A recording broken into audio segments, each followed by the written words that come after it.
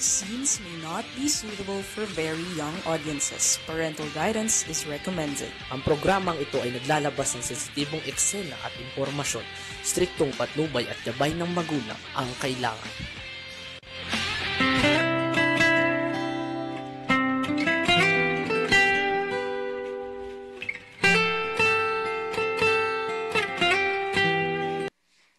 Okay, isang magandang tanghalian po sa inyong lahat. And of course, ito na naman po ang inyong lingkod, Feni Codemus. At syempre kasama natin dito, walang iba kung hindi ang aking idol, Miss Corazon Alma de Leon. Ma'am Cora! Yes, salamat. At hindi din ako nag-a-absent kung pwede. Minsan ikaw ang absent, naiiwan ako.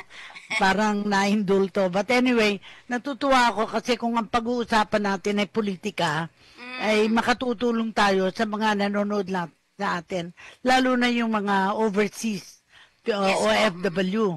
Kasi kung tayo, sabi mo nga, kung may naapi, may kakampi. Sino ba ang dapat maging kakampi ng mga OFW?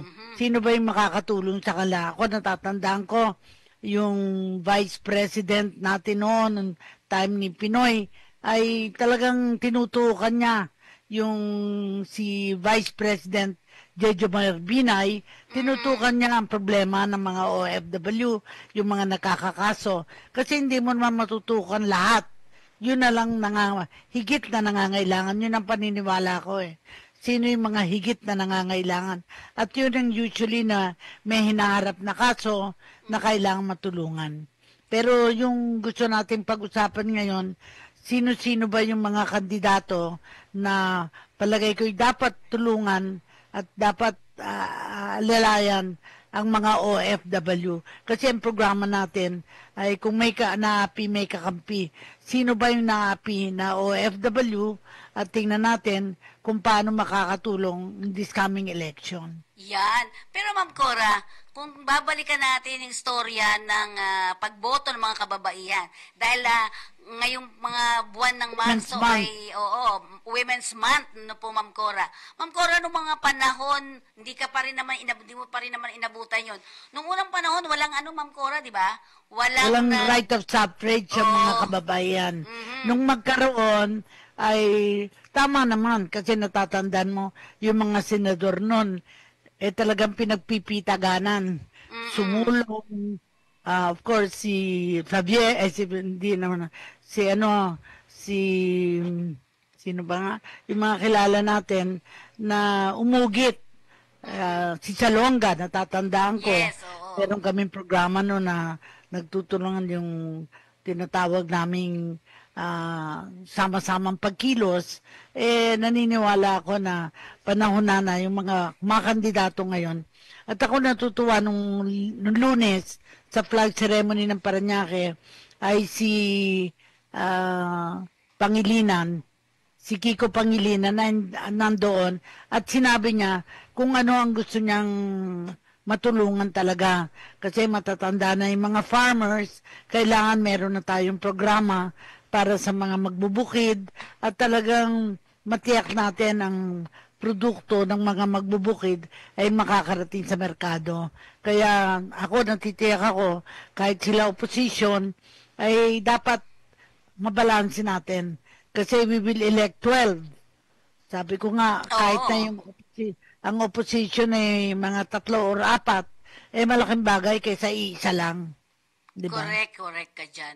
Pero Ma'am Cora, nung time na tayo ay bumoboto na, sige, ano yung mga pangyayari na natatandaan mo sa history siguro nung unang panahon, talagang talagang natuwa ang mga kababaihan dahil doon sa pagboto, di ba?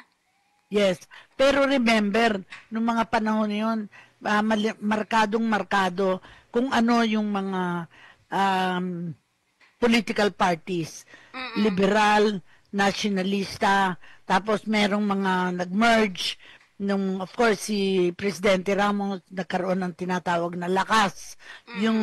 Kasi parang na-blur na yung differences ng National People's Coalition, yung mga ganong partido.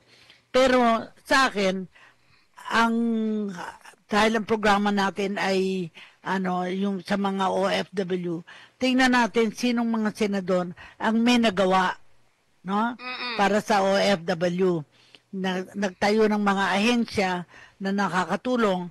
At the same time, hindi nagsamantala ng poder para, kasi for instance, nakita ko na nagpunta yung dating Pangulong Duterte sa Hong Kong.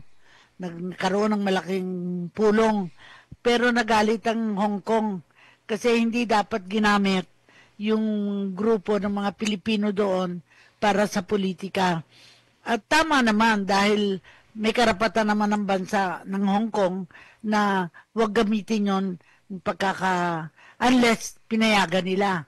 Like ang China, I'm sure that tinatanggap si Presidente Duterte na magpunta sa China at baka may mga Pilipino doon na gustong makilala kung anong kanyang plataforma. Kasi yung plataforma sa future. Hindi ito plataforma sa past. Pero yung past, nagpapakilala kung ano na ang nagawa.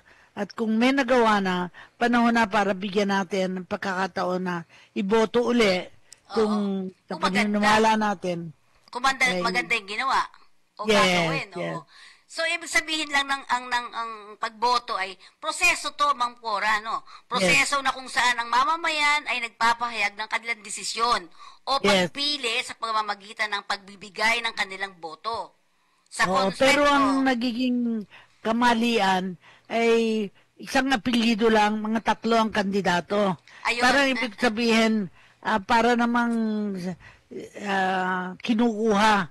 Although magagaling sila, siguro dapat tingnan panapanahon. Okay. Isa muna ngayon, sa susunod na termino, isa naman, until maubos mo yung mga may ganong apelyido. Nakakahiya. Ako nga pagka minsan kasama ko yung kapatid ko sa isang trabaho, no? Nahihiya ako kasi pareho kami ng apelyido. Parang ganon, di ba? Nakakahiya. Baka At ako, nung ako chairman ng civil service, walang kamag-anak, walang ano. Kung gusto mo, tutulungan kita makatrabaho sa ibang ahensya. Yun. Kasi at nung merong isa akong na-promote na maging director, bureau director, yung asawa nun, nasa opisina ko sa DSWD, inilipat ko sa magandang posisyon. At natuwa naman siya kasi umasenso siya sa ibang posisyon. So, nung unang mga panahon din ay, siguro tuwan-tuwa ang mga tao, no, Ma'am Cora, sa pag ganun bumoboto. Ikaw, Ma'am Cora, kailan ka natuto na, tinuruan ba kayo paano magbumoto o paano ang gagawin magboboto? Tinuruan ba kayo nung unang panahon? Talaga may partido, kaya ang nanay ko aktibo sa liberal. So, ang ginagawa niya, imbis na namimigay ng pera, ang ginagawa niya, namimigay siya ng bigas para karagdagan tulong. Kasi kung ikaw yung nagbigay ng tulong, yun ang maaalala ng mga boboto. Ay, tinulungan kami. Pwede namang hindi kami tulungan, pero nakatulong. Kaya kung nagtatanong yung labandera ko, nagsabi, sabihin nyo naman kung sino dapat naming iboto. Abay di, sabi ko, iisipin ko, at sasabihin ko sa inyo kung sa palagay nyo ay karapat-dapat na itong mga tao na ito ay boto. At yung programa natin, katulad ng mga kababaihang kandidato, ay alamin natin, hindi dapat tuhusgahan tayo na ito yung iboto kung wala naman tayong nalaman sa tao na yon. Kaya nga, oo. So, Ma'am Cora, may binanggit ka kanina. Ito ba yung tinatawag na dynasty? Kasi may binanggit ka daw po kanina. So, Ma'am Cora, itong dynasty, ito yung sinasabi mo kanina, ano? Yes, kasi ibig sabihin, meron ng isang senador at yung dating senador ay tatakbong kongresista. Yung isa, hindi ako magsasabi ng pangalan sapagkat wala naman akong karapatan na gawin yon. Pero yung isang kakandidato, senador uli. So, 2 na ang magiging senador kasi nakaupo pa yung isang kapatid na senador. Oo nga. Sa kasulukuyan, yung isa ding 2 ng senador, ang magkapatid, 2 senador, magkapatid, 6 na kagad ang kasali doon. Plus at the same time, sa aking palagay, suriin natin yung mga bagong gustong sumali sapagkat may paniniwala silang makakatulong sila sa pamahalaan. Titingnan natin ano yung background nila, anong kaalaman nila. baka 3 beses nang natalo, pero pagbigyan ng kasi ganun ang nangyari kay Ontiveros. Yes, Bago oo. siya nanalo, 2 beses siyang natalo, nag-try siya hanggang siya ay nanalo. Nakasungkit, no? Oo nga. Ang sinasabi rito, Ma'am Cora, ang political dynasty daw ay tumutukoy sa sitwasyon na kung saan ang kapangyarihan sa politika ay naipapasa o naipapamana sa mga miyembro ng iisang pamilya sa ganitong sistema. Pamilya. Oo. Sa akin, hindi problema yon, pero according sa panahon, sa akin, panapanahon. In other words, hindi naman sabay-sabay. May kongresista, may senador, parang halos kinano nila. Makakatulong naman sila, pero bigyan nila ng pagkakataon yung mga iba. Yan, oo. Parang sinasabi mo ba dito, bigyan ng pagkakataon yung iba, kahit ba mahusay ka. Ganun ba yon?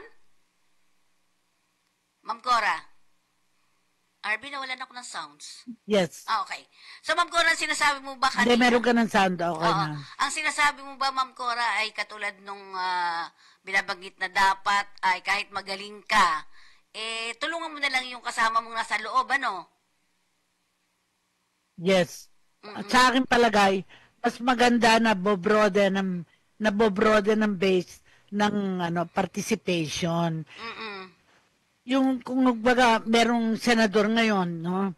At merong isang kongresista, okay naman yun, hindi parehong senador, hindi parehong kongresista. Tapos ngayon parang yung mga party list. Okay. Oo. Oo. Puro tumatakbong mga party list. Sa akin, naunawaan ko na baka natatakot matalo, mas malaki ang chance maging party list. Pero mahalaga na maliwanag anong isusulong bilang party list dahil kasama na sila sa kongreso yung mga Opo. party list. Hindi naman sila kasama sa senador. So kung party list sila, okay lang kung maliwanag kung anong sektor ang kanilang ginagabayan o anong sektor ang kanilang tutulungan. Ito, ang sinasabing ang party list sa isang sistema ng representation sa Yes. Kongreso ng Pilipinas na kung saan ang mga marginalized, o makinig po kayo marginalized o underrepresented na sektor ay ibibigyan ng boses sa Yes. pamamagitan ng paggalal sa kanilang mga kinatawan. So, Katulad Ma'am Cora, niyan, sige katulad niyan yung mga farmers, yung mga guro, meron na tayong party list na teachers, meron tayong party list ng mga inhinyero, pati nga mga security guard, Meron nagkaroon rin. na ng pagkakataon Pero siguro dapat linangin natin ano-anong party list ang dapat, kasi ngayon merong Ako Bicol, isang artista ang nagsusupport doon. So pinapanood ko para magkaroon tayo ng pagkakataong piliin kasi ang dapat mapili kasi 20 ang katao na pwedeng sumali sa 200 parang 10%. So ang iba naman na grupo more than one ang kasama nila.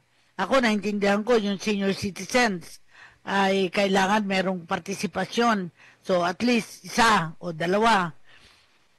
Depende sa boto. Kaya right now, hindi pa nating alam ilan ba ang tumatakbong party list. napakarami. Sana sa magitan ng programa natin, may ilatag natin ano-ano yung mga party list at karapat-dapat ba yung mga party list na iboto. Merong mga party list na nakaupo na talaga. Okay, At, oo, meron na po. actively participating, Pero wag naman sabihin na wala nang pagkakataon yung iba na makasali dahil puno na.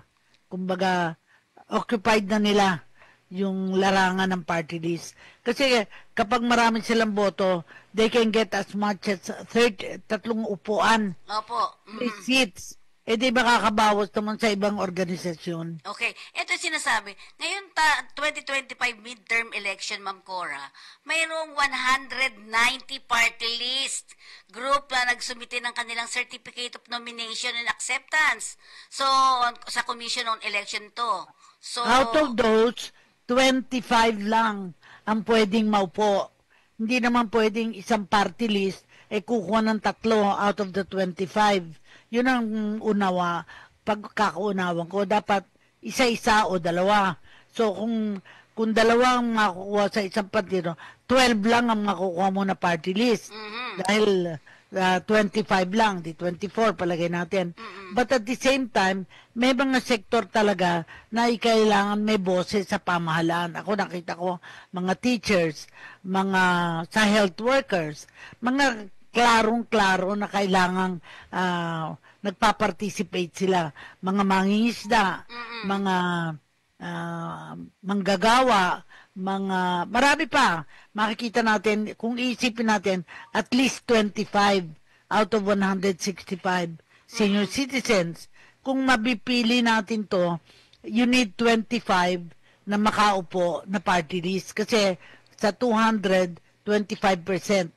I think 25%. 20% sa ilalim ng party list system sa Pilipinas, 20% ng kabuuang bilang ng mga pwesto sa House of Representatives. 200 ang lista, 20%. So, ilan yun? 40. Parang 40. Bahala na kung ano, pero ano yung matatag na mga dati na aktibo dyan, alam natin lalo na yung mga lumalaban, yung kontra sa pamahalaan, mahalaga magkaroon sila ng boses dahil para talagang maging people's participation ang party list. Yun naman ang intensyon people's participation. Ito sinasabi dito, sa kasalukuyan meron tayo, ng 19th Congress, mayroon tayong 64 party list representative mula sa kabuang 318 mambabata sa Kamara. So kailangan may makakaupo na 64. Out of 380. Well, kung 64, ilang party list yun? Kasi baka naman dalawa o tatlo. So therefore, ang bilang mo, depende kasi sa numero ng kanilang boto. kasapi. Oo. Like ako, ang feeling ko, ang OFW, kung marami sila na boboto, at merong cut-off na ilang boto dapat makuha at makakuha sila, garantisadong may representasyon sila. Ang Kasi OFW. matatanda mo yung ACT-CIS, nakatatlo sila Tatlo. O, di ba? Laking budget nun, Ma'am Cora. Di ba? Okay. So, Ma'am Cora, ang tanong natin ngayon dito, sa paniniwala mo, is it effective ba yung party list system? Sa nakita ko, sa participation ngayon, aktibo yung mga teachers, aktibo yung kabataan, aktibo. May mga ganun nakikita ko. Pag makakapanood ka, nakita mong alam nila ang sinasagot nila at parang nagpapakita sila ng kaalaman tungkol sa paggawa ng batas. Yun ang mahalaga. Hindi dapat ang isang party list walang alam sa paggawa ng batas. Kasi kaya sila nandyan, maging mambabatas, ang tawag nga sila, kongresista Okay. Kongresista rin naman sila. So, ibig sabihin lang ay hindi pala lahat ng mga pumasok ay papapasukin lahat, Kasi kung may tatlo-tatlo, may mga mawawala pala. Yes. Pero yung dating tatlo, kung sakalit kumonti ang boto sa darating na eleksyon, mababawasan, magiging 2 na lang. Or kung isa lalong lang. mas kukonti, isa kasi merong cut-off na numero na masasabi natin, they will have 1 representative. At sabi mo, kung 38, sa kasalukuyan 38, Hindi. Sa ngayon ay papasok ay mga 64. 61 to 64 ang correct. pumasok. Pwedeng divided by 2 or divided by 3. Kung divided by 3, ano lang yun? 30. 30 lang yung makakapasok na, na party list. Party list. Kaya alamin natin, ako makatutulong sa atin na imbitahin ng mga party list na malaki ang following para ito ang masuportahan. Kaya nga sabi ko, agricultural workers, mga mangisda, mga taga-bukid, something like that, or yung mga cultural communities, mahalaga na to make sure that they are represented. Okay. Ano bang layunin ng party list? Well, ang layunin ng party list ay mag-represent ng pangangailangan ng sektor nila para makasama sila paggawa ng batas. Remember, paggawa ng batas ang kanilang adikain. And at the same time, ang paggawa ng batas na makatutulong sa sektor nila na maaaring underrepresented. Kasi walang nananalong teacher o walang nananalo. Katulad ng mga workers, yung health workers, wala naman tayong masasabing Nakapasok pa. oo. Wala, In fact, at the local government, katulad sa amin sa Parañaque, isa lang ang abogado. So, makatutulong kung 2 o 3 ang abogado. Kaso, ano lang, ang 12 lang yata ang konsehal. So, hindi naman pwedeng 2 ang representante nila. Kailangan iba't ibang sektor. Meron bang housewife? Meron bang businessman? Meron bang yung kabataan? Palaging may kasaling kabataan. Ay, at saka nakaupo, no? Nakaupo Yes. ngayon, oo. Yung iba pa, halimbawa yung ibang mga representative nga, Ma'am Cora, totoo ba sila na magre-represent ng kanilang sektor? Parang hindi yung iba eh. Hindi. Nasa organisasyon yun. Nasa samahan ng palagay natin, senior citizen. Meron na nagre-represent sa kanila. Kung sakalit mag-eleksyon, maring matanggal yon at magpili sila ng magkarapat-dapat na mag-represent sa kanila. So, hindi ko masabi ngayon kung sino ang dapat. Kasi kailangan yung mismong sektor magsasabing sino ang gusto lang ma-elect. Okay, Kasi oo. paglalaban nila. Oo. Pero sa ngayon ba, sa tingin mo, ikaw as ikaw, may representante na ba ang nasa sektor ng ng senior? Meron nakaupo ata ngayon, di ba? Senior. Oo, meron. Pero sa tingin niyo mo, Ma'am Cora, sa inyong nakikita, no? Nagre-represent ba talagang tunay itong mga representante natin sa party list? Well, Nagsaserve ba? depende sa kanilang pagpapakilala sa kanilang sarili. Ito, for instance, sa mga teachers.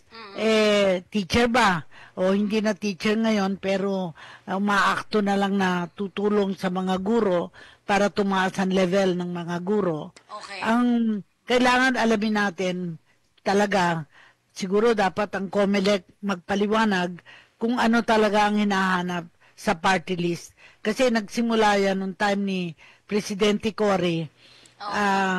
Pero lumalim. Kasi noon, konti pa lang. Pero nung ngayon dumami na, at talagang aktibo sa Kongreso. Narinig natin sila, kabataan at saka yung mga guro. Mga guro. At natatanda ko din noon una pino-point lang ikaw gusto mo ba? Parang may ganoon noong unang panahon. Ako nga tinanong kung gusto kong maging membro ng senior citizens. Sabi ko hindi na, marami ng mas karapat-dapat. Hindi na, sapagkat nakaka-participate ako naman sa body politics sa pagitan ng programa mo para sa OFW. Kahit na nakita ko ang concern ng OFW, lalo na yung pinagsamantalahan. Bumalik dito, hindi nakasweldo, hindi pinasweldo, yung mga ganong pangangailangan na ang kailangan doon ay abogado na tutulong sa kanila. Yun yung sinasabi natin. Kasi may mga ilan dyan na mga party list, hindi naman talaga sila ang nagre-represent. Yes. Parang, di ba, ginamit lang nila yung Partido, oo. partido. Oo. Anong masabi diba, mo, Cora? merong security guard. Na hindi naman siya security guard. Hindi naman siya security guard. Pero siguro tapos na yun, mga pangyayari na yun, dahil we know better. Kaya dapat tiyakin natin, yung ako Bicol, for instance, isang artista ang nagsasalita tungkol doon, Pero ang tanong natin, sino ba nagre-represent ng Bicol? Taga Bicol ba talaga ito? O yumaman sa Bicol? Yun. Baka hindi talaga Bicol, pero yumaman at makakabili siya ng boto. Yun ang medyo nakakalungkot. Speaking of vote buying, ang vote buying, Ma'am Cora, alamak din yan. Oo. Ang vote buying, normal na ginagawa ng mga kandidato. Pero patago, ang iba sinasabi, nilalagay sa sandwich, nilalagay, iba-iba. Pero gusto nilang matiyak na kakausapin lang yung mga botante na tutulungan ko kayo, bibigyan ko kayo ng pera. Kaya maski mga katulong nag-uuwian para mabigyan sila ng kandidato ng pera para iboto yung mga kandidatong humingi ng kanilang tulong. Yun ang sinasabi natin. Pero sa tingin niyo ba ay epektibo talaga o effective ba ang pagkakaroon ng mga party list? Yan ang tanong sa atin, Ma'am Cora. Oo. Ang paniwala ko, depende kung sino ang naiboto. May kakayahan ba? Meron siyang kaalaman sa pag itaas ang antas ng grupo ng party list. Yes, Kasi kung hindi naman siya, wala siyang karanasan, baka sayang lang ang boto sa kanya. So, ibig sabihin nito, ingat din tayo sa mga nagre-represent niyan, di ba? Yes. At kung hindi Pero naman talaga sila. kung abogado ang magre-represent, may karapatan, merong kaalaman sa paggawa ng batas. Kasi yun naman at kung sila ang napili ng party list na grupo na alam na makatutulong, sa akin palagay, walang problema na iboto yung tao na yon kasi kumakatawan sila sa grupo ng party list na naturan. Kaya, sa OFW, iisa pa lang ang nagre-represent nung nakaraan, no?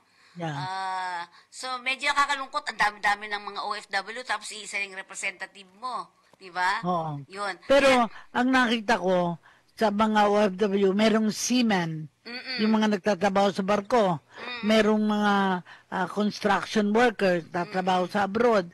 Para sa akin, lahat yun ay pwedeng kumatawan sa mga interes.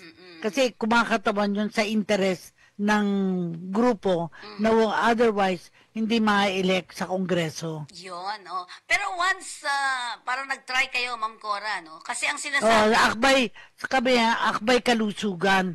Kasi health workers, lalo na yung mga nasa rural areas, na ang doktor lang nila ay mga hilot, mga sari-saring kakayahan para makatulong sa mga malalayong lugar. Pero hindi nga nanalo dahil ang nangyari, merong isang lumapit at sinabing tutulong siya para makuha niya ang representation ng isang alay. Iba naman yon. Akbay, alay kabuhayan naman yon for employment. At later, nung siya ang kumatawan, ay nanalo siya. Hindi ko nababanggitin kung sino yon, pero marunong siyang lumaro at talagang nanalo, nagkaroon ng kinatawan ang akbay kabuhayan. Pero may tanong dito, Ma'am Cora, sa'yo. Sabi niya, pagka mahirap ka at wala kang panggastos, di ka mananalo. Well, pwedeng mananalo ka dahil may susuporta sa'yo. Dahil may paniniwalang may kakayahan ka at tutulong. Kaya yung ginagawa ngayon ni Heidi Mendoza, Yes. na dating Commissioner on Audit, Yung whistleblower. Whistleblower at ang trabaho sa United Nations, Okay. dahil na-assign siya doon, ay may kakayahan. At sana nga, ay dahil siya ay, ang lalabanan niya ay corruption, sana sa aking palagay, ay matulungan siya para manalo. In fact, sa aking programa ay maaaring maging guest siya sometime in April yata ang ni-request. Sabi ko, well, why not? Pero kahit na sino na gustong nakakandidato, na gustong maging panauhin, Pwede naman, open may naman tayo. may kakampi, pwede naman yun. Pwede naman katulad na imbis tayo lang nag-uusap, meron tayong 2 o 3. Every time may programa na magpapaliwanag ano ang kanilang plataforma para mapigyan natin ng daan na magpaliwanag sila. Oo nga. Pero yung sinasabi nito mga nanonood sa atin, yung plataforma, natutupad ba nila yan? Parang gano'n ang tanong nila. Well, pag hindi natupad, di na dapat iboto kung tatakbo uli. So, dapat lagi minomonitor din, ano? Yes. O kaya ngayon, ang iboboto mo, yung may nagawa na. Okay, oo, tama. Katulad ni Pangilinan nung magsalta sa Parañaque, sinabi niya yung kanyang nagawa sa agrikultura tungkol sa pagkain. At kung naniniwala, at sabi nga niya, ng mga nakaraang eleksyon, ay nanalo siya sa Parañaque. So kaya siya bumalik para both magpasalamat at humingi ng tulong. Yun, oo. Pero marami ngayon ng mga party list na halos pare-pareho di ba? Halos Yes. pare-pareho ang sinasabi. Pero ano ba, sa'yo, Ma'am Cora, sa pagkakaalam mo, ano ang gusto mo sa isang party list o sa isang iboboto mo na representative mo sa Kongreso? Ano ang mga dapat niyang taglayin? Kasi di ba isa lang ang pwede mong iboto. Mm-mm. Kailangan naniniwala ka sa pangangailangan nilang magkaroon sila ng tinatawag na kinatawan Okay. sa Kongreso. Mhm. Magkaroon. Kaya nga, yung sa numero na yon, maraming mga sektor na hindi pa na-elect. Maraming sektor na halimbawa, yung mga cultural communities, sari-saring cultural communities na yan, pwede silang, pero dapat magsama-sama sila para magkaroon sila ng boses. Kasi kung hiwa-hiwalay sila, watak-watak, baka hindi makakuha ng sapat na boto. Yun ang kailangan malaman natin sa COMELEC, ilan ang kailangan makuha ang boto para makasama sa party list. Yun. So, nire-represent dito po kaya nga, Ma'am Cora, siguro, ano natin ang ating mga kababayan na sa pagpili ng kanilang iboboto, ay ano mga katangian ng inyong iboboto. Di ba? Ikaw, Ma'am Cora. Unang-una, ang nire-represent ay sektor na nangangailangang tulungan, akbayan, kumbaga, sa hinaharap. Mahalaga na alam nila ang issues na tinatalakay. Ako, feeling ko napakahalaga ang senior citizen na Yes. meron silang talagang plataforma na at nanalo na naman sila at binibigyan sila ng pagkakataon. So, siguro yung mga nurses, Yan, siguro, oo. Mga marami guro, yan mga guro, mga, yun nga, yung mga manggagawa, yung Magsasaka. mga magsasaka, at mga Meron iba-iba. Ma'am Cora, meron na tayo sa trade union, di ba? Yung mga Oo. mga manggagawa sa mga factories, Yes. yung mga ganyan, di Yes. ba? Yeah. Mm-mm. At may kumatawan sa kanila, iisa lang ang TUCP, di ba? Oh, yeah. Pero, sa akin palagay, yung OFW ay kailangan din merong kinatawan. Sapagkat napakalawak na ang OFW sa Europe, OFW sa iba't ibang lugar. So, kailangan meron na rin silang kinatawan. Oo, meron Ma'am Cora, merong isa na yung OFW. Nung last time, natatanda ko, ang dami ring Tumakbo. mga tumakbo for OFW. Pero parang isa lang ang nanalo. Yeah. Isang Well, lang. ang kailangan din may kakayahan para sa kampanya. May kakayahan para mag-appear sa publiko at sabihin bakit sila kailangang iboto. Ano yung nagawa? Ano pa yung gagawin? At tingnan ang track record. Yes, Nagsamantala ba lang ang tao na yon? Kung merong magsasalita para evaluate kung ano yung nagawa, makatutulong. Kung merong maganda nga na may debate, Ayan, oo. bakit sila kailangang iboto. At sana sa programa natin para sa OFW, bakit natin kailangang merong kinatawan ang OFW. Yun. Dahil meron silang, alam mo Ma'am Cora na merong 10 million, nato yung mga nakarehistro lang, 10 million OFW. Yes. Nasa 200 na plus na mga bansa, di ba? So, napakaganda kung tatlo sana magre-represent sa kanila, di ba? What do you think? Yung nasa Europe, yung nasa Asia, Oo nga. nasa Amerika, di tatlo na yun. Agad ano. Pero minsan hindi na ano nga At saka depende kung sino yung nagpapakita ng gilas na sabihin, dapat kami dahil ito na nagawa namin. Dapat kami, ito pa yung aming gagawin. So maraming pamamaraan kung ano yung pwedeng gawin. Yan, oo. So napakarami pala ng mga party list natin, ano, di ba? In fact, ang mga artista, Oo. pwede din maging party list. Pero ngayon ang mga artista tumatakbong senador. tumatakbong mga kilala natin yung iba dito, no? Oo. Pero hindi na tayo magsasabi kung dapat iboto, hindi dapat iboto. Ibigay na natin yan sa mga mamamayan na naniniwala na merong magagawa sila. Okay, eto yung mga binigay sa atin ng COMELEC, yung mga Okay. ilan sa mga party list group na kasama sa listahan nito. 4-piece, Ma'am Cora. Yan, 4-piece. O yan, 4-piece, Oo. okay yan. Oo, Dahil ito yung mga pamilyang tumatanggap ng ayuda at gusto nang mag-represent ng mga taong Ayan. mahihirap. Okay At yan. dito, ang 4-piece daw ay pagtibayin at paluguin ang pangkabuhayan ng mga Pinoy. Yes, Yan. correct. Ang PPP. I support that. Yeah. Ang PPP, ito yung puwersa ng Pilipinong pandagat. Mangingisda siguro to. Mangisda, yes. Oo. Ito isa, FPJ, Panday Bayanihan. Ito yung kay FPJ dati, Ma'am Cora. Oh. Bayanihan Party List. Ito yung ACT-CIS. Ito yung Anti-Crime and Terrorism Community Involvement and Support Incorporated. Yan, yung kinaano to, Tulpo, Ma'am Cora. Yes. Yung- Kaya lang, yung Kitulfo, meron na sila sa Kongreso, meron na sila na isang senador, 2 pa ang tumatakbong senador. So, magiging 3 bang senador sa ating Senado? Question mark. Yun, Hindi oo. natin sasagutin yun. Ang bukloda ng mga motoristang Pilipinas, One Rider PL. Ma'am Cora, ito yung mga rider. Sumasakay sa motor. Oo, yung mga motorista. nag-ahidatid, oo. Tingok, sinirangan. Yan. Ako, Bicol Party List. Na-mention ko na yan. Mhm. Sector Sagip. yan, parang regional party list yan. Yan, Sagip.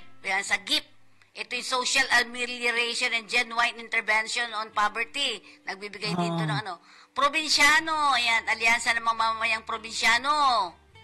Uswagan Ilonggo. Tutuktuwin. Ma'am Cora, kaya lang tutuktuwin. Oo. Yung kaya yun di ba? Yung Maganda na nakuha mo yung mga pangalan para maging familiar tayo. SIBAC, Citizens Battles Against Corruption. Yan. Senior Citizen. Yan. Ayan talaga. May Duterte Youth. May Duterte Youth. Agimat. Kabataan, Marino. Yan, samahan ng mga seafarer, Ma'am Cora. Ako, Bisaya. Mga samahan ng mga Bisaya. Probinsyano ako. Kanina may probinsyano na, di ba? Dito naman, probinsyano ako. Ako, HCO. Ako. Probinsyano. Okay, LPGM. Ito yung LPG Marketers Association. Nakapasok din to, Ma'am Cora, nung nakaraan, di ba? Kasi yon nagbebenta ng mga ng LPG. At ang feeling nila, hindi ka naman, kung ikaw mayaman, hindi ka naman necessarily gagamit ng LPG. Talagang para sa mga mahirap yon na hindi sila makabili ng oven, ng electrical, kaya ginagamit nila yung digas. Okay, Gabriela. Alam na natin, Gabriela. Ayan, alam natin, Gabriela. CWS, Construction Workers Solidarity. Ito yung Yes. mga nasa construction. Agri. Ito naman yung mga magsasaka. Yes. P3, PWD. Ito yung mga ma'am, yung mga May sa pansanan. Opo. Ako, Ilocano. Ako. Kusog, Tausug. Yan, Anwaray. May Yan ang geographical.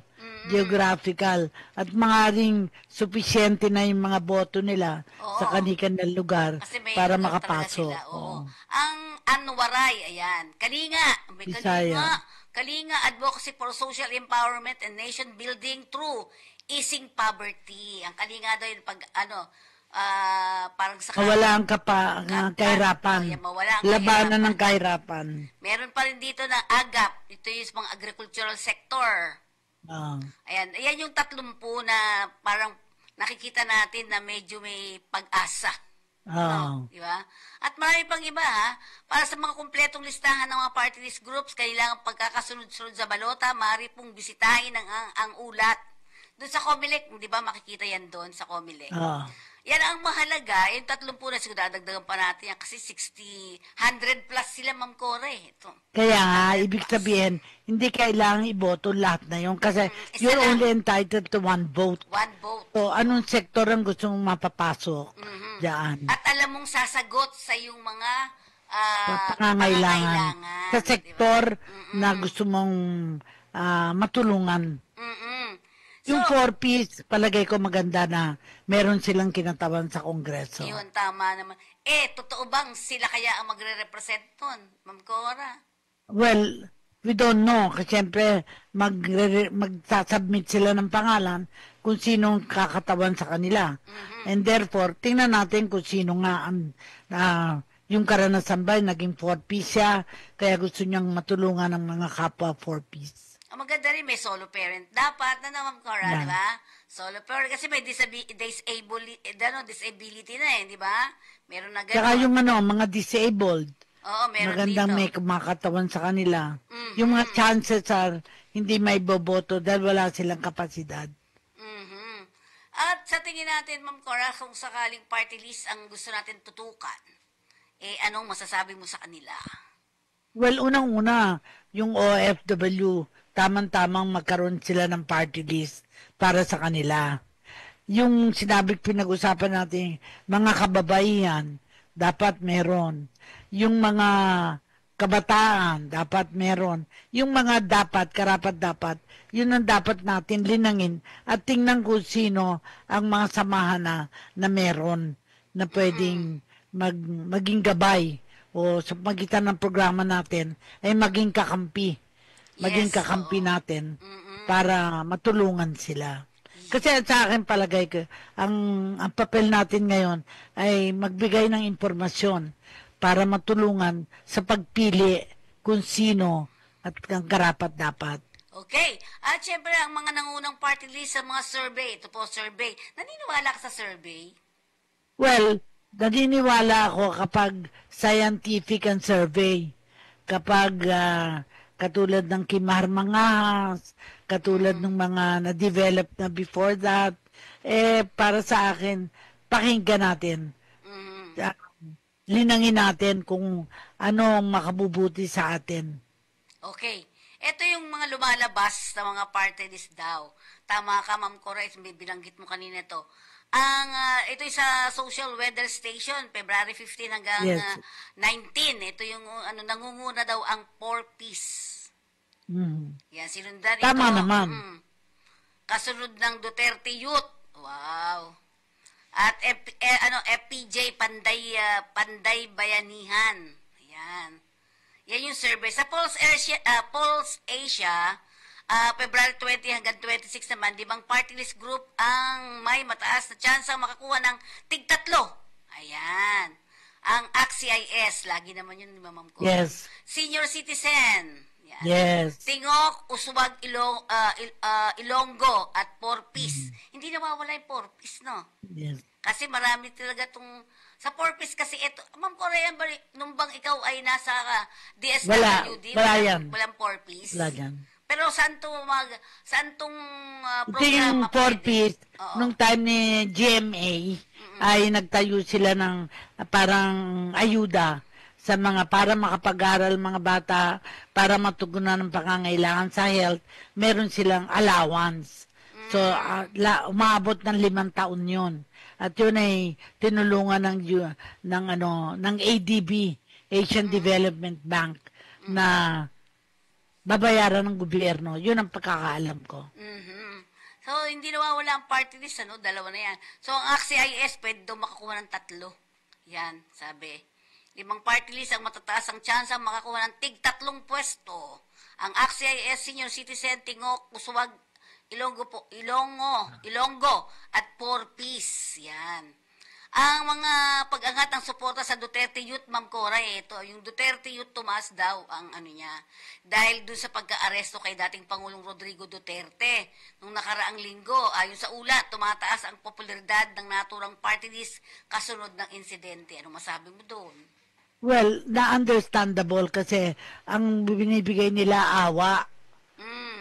Nakakaawa ang dating Pangulo. Kasi, pero sa akin palagay, linangin natin dapat bang kaawaan yung isang nagsamantala sa buhay ng mga tao.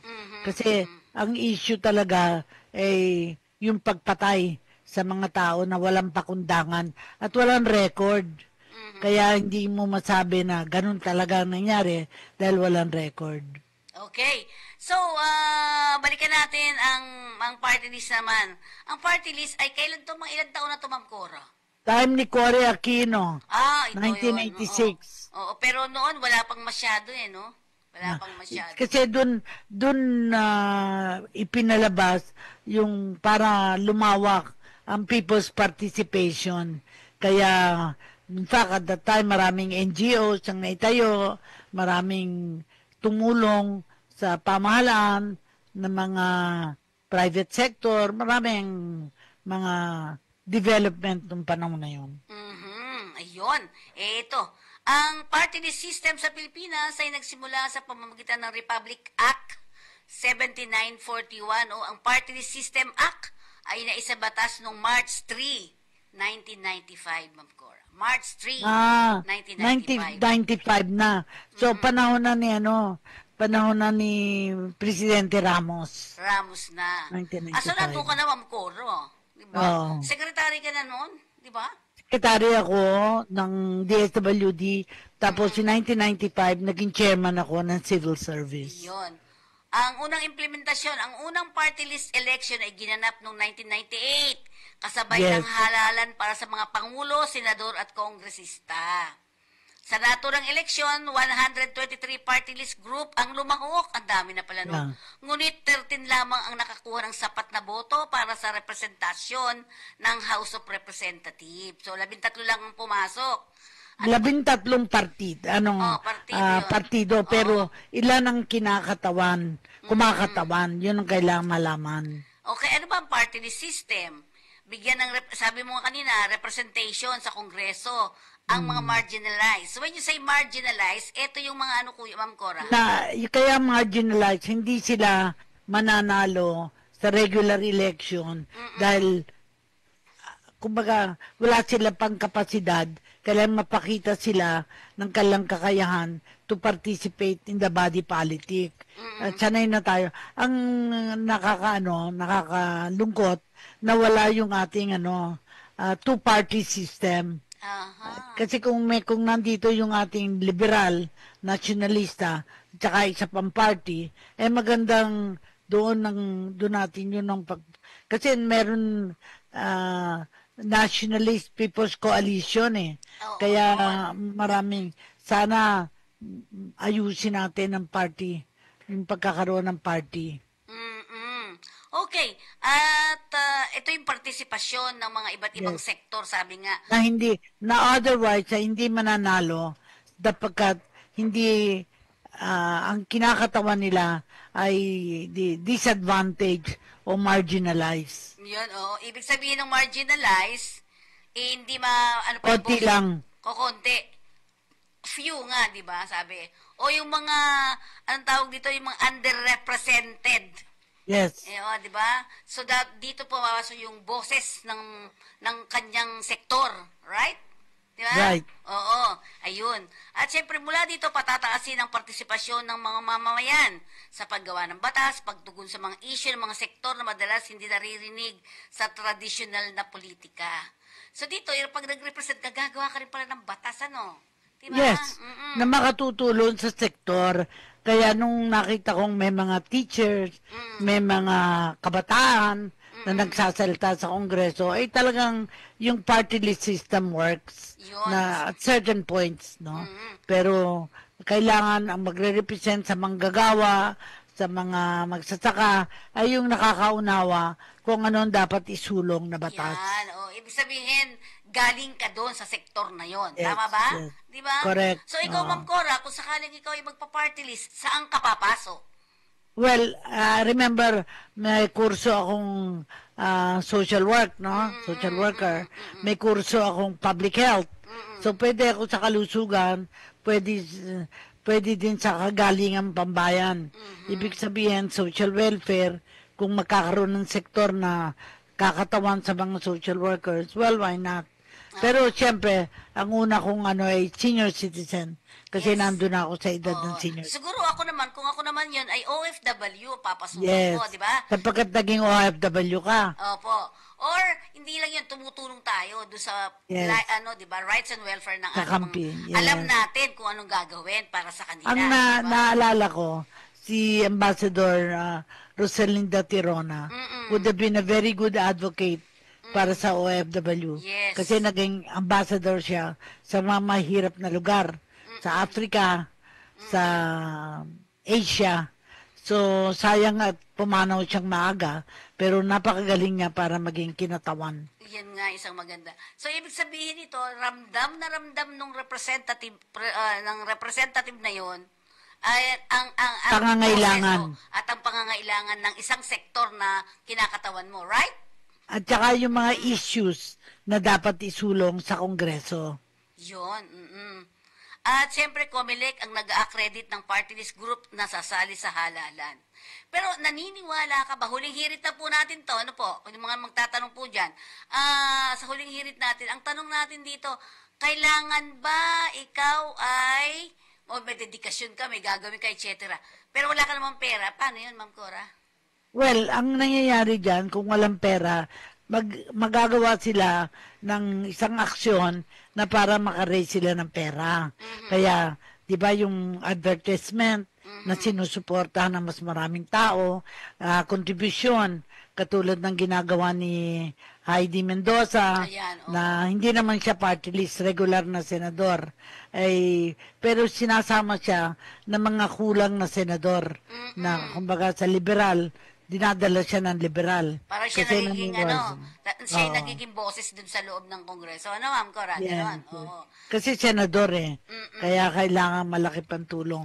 Naniniwala siya na pag ang sinusulong mo ay makatutulong sa bayan, tutulong ang bayan sa iyo. Yun. Hindi ka kailangang maraming pera o bumibili ng boto, ang mga tao magbibigay para kay boto. Ang isang nakikita ko rin naman, kung kunyari hindi ka naman nakapasok dahil wala kang kakayahan sa pera, no?